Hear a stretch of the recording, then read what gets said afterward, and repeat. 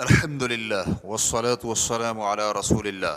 شوال کے 6 روزے رکھنے کے بعد مسلسل روزے رکھنا چاہتی ہے۔ سوال کیا گیا ہے، میں شوال کے 6 روزے رکھنے کے بعد مسلسل روزے رکھنے کا حکم جاننا چاہتی ہوں۔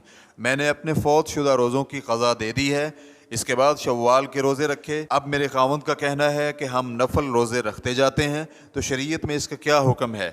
اللہ سبحانہ وتعالی آپ کو جزائے خیر سے نوازے۔ الجواب بعون اللہ سبحانہ وتعالی۔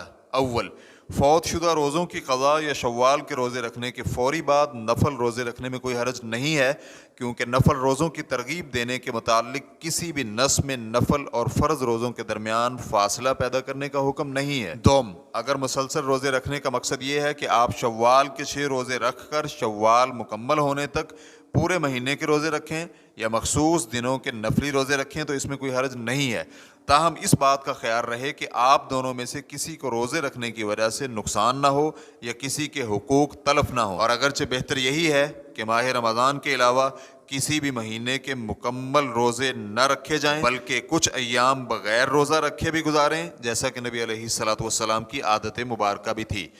چنانچہ سیدہ عائشہ رضی اللہ عنہ کہتی ہیں کہ رسول اکرم صلی اللہ علیہ وآلہ وسلم جب نفل روزے رکھنا شروع کرتے تھے تو ہم سمجھتے کہ اب روزے نہیں چھوڑیں گے، اور جب روزے چھوڑتے تو ہم سمجھتے کہ اب نہیں رکھیں گے۔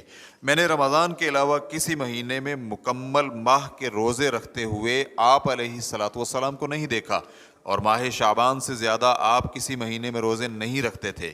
ریفرنس کے لیے دیکھیے بخاری حدیث نمبر 1969۔ شیخ ابن جبرین رحمہ اللہ کہتے ہیں، کئی دنوں کے مسلسل نفل روزے رکھنا، پھر مسلسل کئی دن تک روزے نہ رکھنا جائز ہے۔ اس کی دلیل سوال میں بیان ہو چکی ہے، کیونکہ یہ نفل روزے ہیں جو کہ مستحب ہیں۔ ریفرنس کے لیے دیکھیے فتاوی الشیخ ابن جبرین۔ اور اگر آپ کا مطلب یہ ہے کہ آپ آئندہ سال تک عید اور ایام تشریق کے علاوہ سارے دنوں کے روزے رکھیں، تو یہ علماء کرام کے ہاں صوم الدہر کے نام سے مشہور ہے۔ علماء کرام کے صحیح موقف کے مطابق اس کا حکم یہ ہے کہ یہ مکروہ ہے۔ واللہ تعالی اعلم۔